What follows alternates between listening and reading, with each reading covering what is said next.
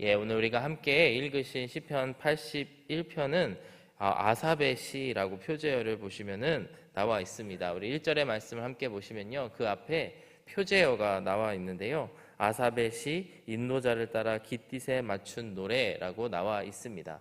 깃딧에 맞춘 노래라고 하는 것이 무엇인지 우리가 익숙하지 않지만 쉽게 말씀을 드리면 이스라엘이 명절 때에 또 그들이 부르던 노래를 이야기합니다. 명절이라고 하는 것이 특별히 이스라엘 백성들에게 무엇을 의미할까요? 하나님과 이스라엘 백성들 사이에 있었던 일들을 기념하는 때가 명절입니다. 예를 들면 6월절이라고 한다면 6월절은 무엇을 기념하는 절기일까요? 하나님께서 이제 출애굽 때에 이스라엘 백성들을 심판의 영역에서 벗어나게 하시고 출애굽하게 하신 것을 기념하는 절기가 6월절입니다. 이처럼 이스라엘 백성에게 있어서 그 절기라고 하는 것은 바로 하나님의 하신 일들을 기억하고 기념하고 찬양하는 그런 시간들입니다. 그래서 오늘 본문의 말씀 3절에 말씀을 보시면요, 초하루와 보름과 우리의 명절에 나팔을 불지어다. 우리가 명절에 이와 같은 찬양을 함께 부르며 하나님께서 우리를 위해서 하신 일들을 기념하고 기억하자라고 하는 것이 오늘 말씀의 주제라고 할 수가 있습니다. 이처럼 아삽이라고 하는 사람이 이 찬양시를 지으면서 그가 원하였던 것은 그의 다음 세대들이 또 그의 백성들이 하나님께 더 나아가며 하나님의 자녀임을 고백하는 그런 시를 쓰게 되었던 것입니다. 그것을 보게 되면 우리가 늘상 우리가 부르는 찬양이지만 우리가 부르는 이 찬양과 찬송이 무엇인지를 우리가 생각하게 됩니다. 찬양이 무엇인가 했을 때 바로 우리의 하나님을 고백하는 시간인 것이죠. 우리 하나님의 이름을 높여드리고 어떤 분이신지를 선포하는 시간이 바로 우리의 찬양의 시간입니다. 찬양의 곡들이 여러 가지가 있지만 그 곡들이 이야기하고 있는 것은 우리를 구원하신 하나님이 어떤 분이신가, 또 그 하나님이 우리를 위해서 무엇을 해주셨고 무엇을 해주고 계신가를 고백하는 시간이 바로 찬양의 시간이라고 할 수 있습니다. 이처럼 아삽은 절기가 와서 그 찬양을 하는 것이 아니고 할 때가 돼서 하는 율법적인 접근이 아니고 바로 우리가 이러한 절기의 때나 또 초하루나 또 그 중간에 보름, 우리가 한 달이 있으면 한 달에 초가 있고 중간이 있지 않습니까? 그 때에 꼭 그 때에만 부르는 찬양이 아니라 이 절기들을 통하여서 부를 수 있는 하나님을 우리가 어떻게 불러야 되는가, 우리의 정체성이 어떠한 것인지를 기억하며 함께 이 하나님께 찬송의 시를 올려드려야 된다라고 하는 것을 이 시를 통해 우리들에게 알려주고 있습니다. 오늘 시의 전반부의 말씀을 보시면요, 그렇다면 우리가 찬양할 때 어떠한 모습으로 하나님을 찬양해야 되는가라고 하는 것에 대해서 말씀해주고 있습니다. 그리고 오늘 후반부의 말씀을 보시면 그렇다면 그 하나님이, 우리가 찬양하는 하나님이 어떠한 하나님이신가에 대해서, 우리가 어떤 하나님을 찬송하고 있는가에 대해서 우리들에게 아주 자세하게 알려주고 있습니다.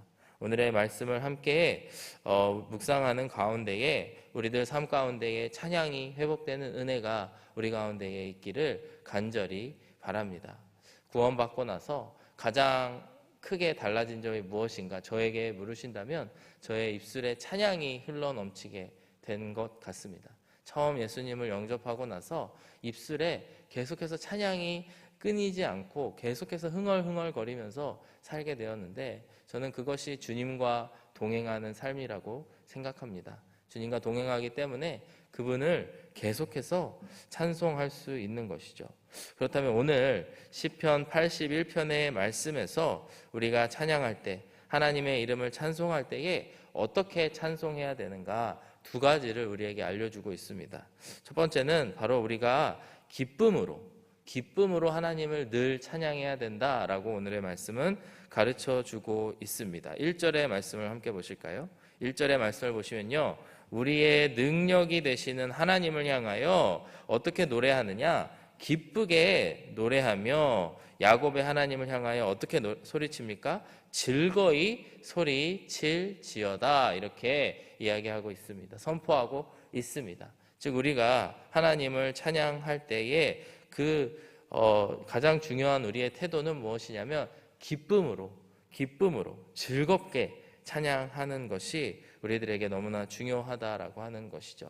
우리가 살다 보면은 기뻐할 수 없는 때, 또 즐거워할 수 없는 때가 있지만 그거와 상관없이 하나님을 찬송할 때에는 기쁨으로 찬송하기로 결단하고 하나님의 자리에, 하나님 앞에 나아가야 된다라고 하는 것입니다. 사실 살다 보면 이것이 크리스찬과 넌 크리스찬을 나누는 가장 큰 차이가 아닐까 하는 생각이 들게 됩니다. 왜 그러냐 했을 때 바로 살다 보면 어려운 일들이 있죠. 화가 치밀어 오르는 때가 있죠. 또 억울해서 땅을 치고 싶을 때가 있죠. 그러나 그때에 이 세상을 보고 사람을 볼 때에는 그 분노의 감정들, 억울한 감정들이 계속 유지될지 모르지만 그때 우리의 얼굴을 들어서 하나님을 바라봤을 때 그것들이 녹아내리고 또 그 가운데에 더 나아가 기쁨으로 나아갈 수 있는 것이 바로 하나님을 믿는 모든 우리들 자녀들의 모습인 것입니다. 그래서 데살로니가 전서의 말씀에 보시면은 사도 바울이 이렇게 명령하죠. 5장 16절 이하의 말씀을 보시면요, 항상 기뻐하라 이렇게 이야기를 합니다. 쉬지 말고 기도하라, 범사에 감사하라. 그러면서 18절의 말씀에 보시면요, 뭐라고 말씀하시냐면요, 이것이 그리스도 예수 안에서 너희를 향하신 하나님의 뜻이니라 이렇게 가르쳐주고 있습니다. 즉 하나님, 예수 그리스도 안에 있는 사람들, 그 하나님의 사람들에게 주어진 하나님의 뜻, 하나님의 의가 무엇인가 했을 때 항상 기뻐하는 것. 우리는 항상 그리스도 안에서 기뻐할 수 있는 사람들이 되어야 된다라고 하는 것입니다. 비록 우리의 삶이 또 우리의 환경이 폭풍우가 몰아치는 그런 시간이 찾아올지라도 그 가운데에서도 그리스도 예수 안에 있는 우리를 향하신 하나님의 뜻은 항상 기뻐하는 것, 항상 하나님을 바라볼 수 있는 것인 줄로 믿습니다. 오늘의 말씀을 통해서도 우리가 항상 그 때를 어떤지 못 얻든지 항상 우리의 능력이 되신 하나님을 향하여 기쁘게 노래하고 야곱의 하나님을 향하여 즐겁게 소리칠지어다. 이것이 우리를 향하신 하나님의 뜻인 줄로 믿습니다. 사랑하는 여러분들의 삶이 어떠하든지 상관없이 오늘도 기쁨으로 하나님의 얼굴을 바라보면서 하나님의 저 존전을 향하여 소리치고 즐겁게 찬양하시는 저와 여러분들이 되시기를 주님의 이름으로 축복합니다. 그렇다면 두 번째로 우리는 어떻게 찬양을 해야 되는가 했을 때 2절 이하의 말씀을 보시면요, 다 함께 최선을 다해서 하나님을 찬양해야 된다라고 오늘의 말씀은 가르쳐주고 있습니다. 2절의 말씀을 보시면요, 온갖 다양한 악기들이 나와 있습니다. 시를 읊으며 소고를 치고 아름다운 수금의 비파를 아우를지어다. 3절의 말씀에서도 보시면요, 나팔을 불지어다 이렇게 이야기하면서 여러 가지 다양한 악기들을 소개하고 있습니다. 그것이 무엇을 의미할까? 대표적인 악기들을 이렇게 나열을 하였지만 우리가 가지고 나올 수 있는 모든 악기들을 동원하여서 하나님께 최선의 것을 드려야 된다라고 하는 것을 말씀하고 있습니다. 2절의 말씀을 다시 한번 보시면요, 그렇다면 그 악기를 가지고 나와서 우리는 어떻게 찬송할 것인가? 핵심 단어가 그것을 아우를지어다. 즉 우리의 모든 악기들, 모든 우리의 은사들, 모든 것들을 가지고 나와서 그것을 아름답게 조화를 이뤄서 하나님께 찬양하고 찬송을 올려야 됨을 오늘의 말씀은 우리에게 가르쳐 주고 있습니다. 그렇기 때문에 우리의 은사가 어떠하든지 좀 다양하게 하나님께서 주신 은사들을 가지고 하나님 앞에 나와 아름다운 모습으로 조화를 이루면서 찬송해야 된다. 우리의 최선의 것, 모든 것들을 다 가지고 나와서 하나님께 찬송해야 된다라고 하는 것입니다. 대표적으로 성가대를 보게 되면요, 여러 사람들이 모여서 함께 찬양을 하죠. 근데 저는 늘 그 성가대가 부르는 찬송이 부족하든 부족하지 않든 늘 그 찬송이 너무나 아름다운 찬송이라고 생각을 합니다. 왜냐하면 부족하든 상관없이, 그 능력이 있든지 노래를 잘 부르든 못 부르든 상관없이 모두가 모여서 나의 목소리를 아울러서 그것을 부르는 그 순간이 너무나 아름답기 때문이죠. 몇 주 전에 남침례교 총회가 있어서 우리 하누리교회 성가대가 다시 한번 그 총회 앞에서 성가대가 찬송하는 시간이 있었습니다. 남자와 여자 파트에 사람이 조금씩 부족하다고 해서 주중에 저녁 시간에 하기 때문에, 그래서 목회자들 가운데에 참여할 수 있는 분들 모두 목사님, 사모님들 참여해 주십시오라고 하는 요청을 지휘자님께 받아서 저는 한순간도 사실 망설이지 않고 해야 되겠다라고 하는 생각이 들었습니다. 제가 노래를 엄청 잘해서 그런 걸까요? 그렇지 않습니다. 사실 저는 성가대 자리에 껴서 정말 얼굴만 웃으면서 입만 빵긋빵긋 거리더라도 그 자리에 함께 동참하는 것이 얼마나 의미 있고 뜻깊은 시간인지 너무나 마음속에 설레이는 마음이 있어서 성가대의 요청이 있었을 때 바로 그 자리에 함께 들어가 사실 큰 목소리 내지 않았습니다. 노래가 자신이 없어서 아우르면서 그 가운데에 하나님께 찬송을 올렸던 최근의 기억들이 있는데요. 하나님을 우리가 찬양할 때에는 정말 우리가 할 수 있는 모든 것, 비파와 수금과 또 여러 악기들, 나팔과 온갖 악기들을 가지고 나와서 다양한 수단을 통해서 하나님을 찬양하는 것, 그것이 하나님께서 우리에게 원하시는 것인 줄로 믿습니다. 하나님 앞에 우리의 것을 드릴 때에도 마찬가지죠. 나의 것이 너무 부족한데, 적은데 생각하실지 모르지만 그 작은 것을 하나님 앞에 올려드리는 것이야말로 하나님이 기뻐하시는 우리의 부르심이라고 하는, 우리의 모습이라고 하는 것입니다.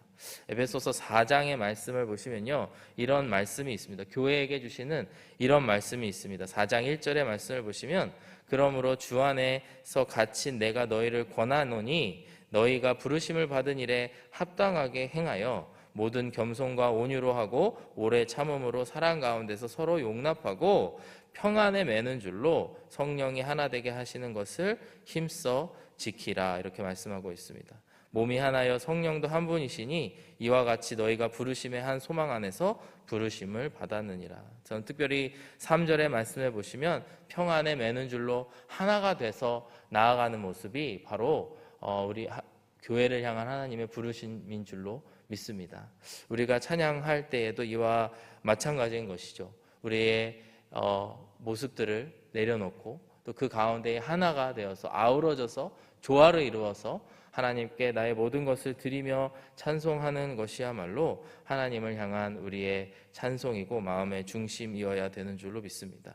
사랑하는 여러분, 우리의 찬양이 회복될 때에 우리가 날마다 기쁨으로 찬양하게 되시기를 주님의 이름으로 축복합니다.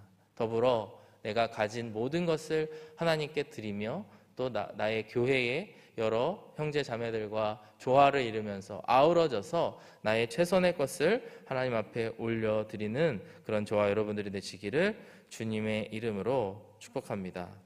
이어서 5절 이하의 말씀을 보시면, 그렇다면 우리가 어떤 하나님을 찬송해야 되는가에 대해서 말씀하고 있습니다. 짧게 그 말씀들을 함께 보시면요, 5절의 말씀을 보시면은 우리에게 말씀하시는 하나님을 찬양해야 된다라고 이야기합니다. 하나님이 애굽 땅을 치러 나가시던 때에 요셉의 족속 중에 이를 증거로 세우셨도다. 거기서 내가 알지 못하던 말씀을 들었나니. 이스라엘 백성이 출애굽하였을 때, 구원받았을 때에 그때의 모습을 이야기하면서 우리가 알지 못했던, 그 전에는 알지 못했던 말씀을 해주시는 하나님을 만났다라고 이야기를 합니다. 6절의 말씀을 보시면요, 두 번째로 그 하나님이 어떤 하나님이시냐, 무거운 짐을 대신 져주시는 하나님, 그 하나님을 우리는 찬양하고 있다라고 말씀합니다. 이르시되 내가 그의 어깨에서 짐을 벗기고 그의 손에서 광주리를 놓게 하였도다. 우리의 무거운 짐을 모두 내려놓게 하시는 분이 바로 우리의 하나님이십니다. 그리고 그것을 찬양하고 있다는 것입니다.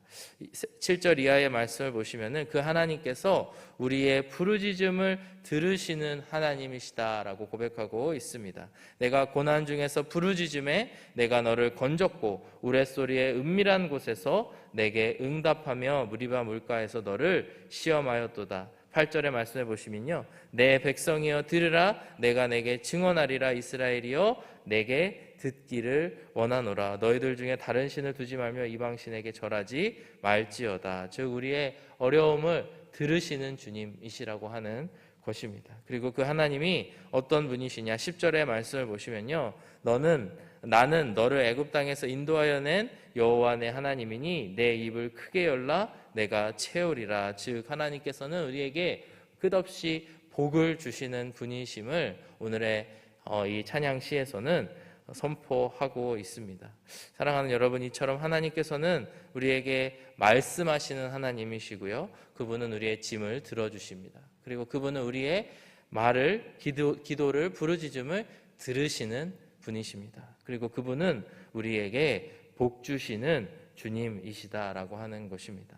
그 복된 길을 걸어가기 위해서 우리가 어떻게 해야 될까요? 9절의 말씀을 보시면은 너희 중에 다른 신을 두지 말며 이방 신에게 절하지 말지어다. 13절의 말씀도 보시면요, 내 백성아 내 말을 들으라, 이스라엘아 내 도를 따르라. 이렇게 말씀하고 있습니다. 이처럼 하나님께서는 다른 신을 섬기지 아니하고 하나님만을, 여호와만을 섬기는 모든 하나님의 백성들, 그 길을 걸어가는 모든 자들의 음성을 들으시고 또 말씀하여 주시고 끝없이 복을 주시는 하나님이심을 이 시간 기억하시기를 바랍니다. 그리고 그 하나님을 향하여 오늘도 우리가 찬송, 기쁘게 찬송하며 또 우리의 모든 것을 하나님께 내어드리는 오늘 하루의 이 시간이 되시기를 주님의 이름으로 축복하고요, 날마다 승리하시는 저와 여러분들이 되시기를 주님의 이름으로 축원합니다. 이 시간 함께 기도하겠습니다. 사랑하는 아버지 하나님, 감사합니다. 우리로 하나님을 찬양할 수 있는 특권을 허락하여 주심을 감사합니다. 우리가 날마다 기쁨으로 주님을 찬양하게 하여 주시옵시고 더 나아가 아버지 하나님, 우리의 모든 최선의 것을 주님 앞에 내어드리며 주님께 찬양과 또 모든 우리의 물질을 올려드릴 수 있는 저희들이 다 될 수 있도록 인도하여 주시옵소서. 오늘도 우리를 구원하여 주신 주님께 감사드리며 예수 그리스도의 이름으로 기도드렸습니다. 아멘.